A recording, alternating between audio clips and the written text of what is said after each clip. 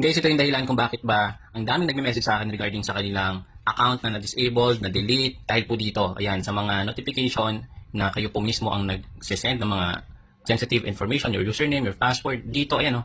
Ito po is fake page or fake na email or notification. Once na-click nyo yan, guys, mapoproceed kayo sa third-party applications or browser na kailangan nyo i-login ang inyong Facebook account.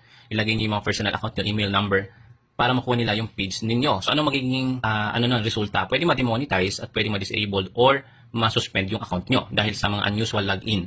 So guys, hindi lang po sa Facebook, marami din po nag-email sa atin katulad nito. Ayan, nag-offer sa atin ng collaboration. Then, ang kanilang ipapagawa ay ganito. Ayan, katulad niyan. Isasendan po kayo ng PDF na format or naka-Word na format. Ito, sample lang. Ito, pakita ko lang sa inyo guys. No? Dito sa bandang dulo, ito yung offer nila. Ayan, no, meron silang offer na kung kayo is meron 50,000 subscriber, meron kayong $2,000.